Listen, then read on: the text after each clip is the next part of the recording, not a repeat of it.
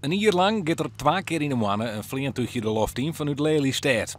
Om boord immen dit sportviskers op het wetter telt. Een taak voor de meewerkers van Sportvisserij Friesland. Die het opkomen van de belangen van 33.000 sportviskers in uw provincie. Nou, Roegwij gaan we over het Tjoekemaar. En dan gaan we zo over het Slettenmaar, Vluisen, Snitsenmaar. En dan gaan we zo via het Prins-Margrietkanaal, Bergmermaar.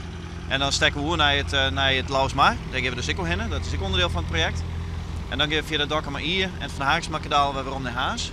Op een sneur als deze treffen we nog tientallen mensen met een angel op het wetter. Ik zijn er 6 vissers. Het zicht is goed. En tot nota toch wel aardig sportviskers. Mist er wel eens in? Tot nota hebben we ze al eerst jongen volgens mij. We hadden het hier mist. Nee. Nee, want bij elke keer dat we twijfelen, dan plannen we gewoon nog een rondje. Net alleen vanuit de loft worden de hobbyviskers goed in de gaten houden. Op de groen worden enquêtes dienen.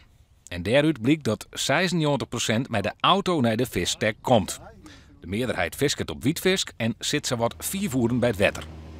100.000 viskers zoenen alle jaren naar de Friese wetters komen. Die gegevens die broeken wij hoofdzakelijk om aan te tonen hoeveel sportviskers al we hebben, ik richting overheden en dat soort instanties. Vooral dat mensen maar van nou een Iepenbierendiek of iets dergelijks bij het wetter komen kennen, zonder al te veel te rennen. Dat is heel belangrijk.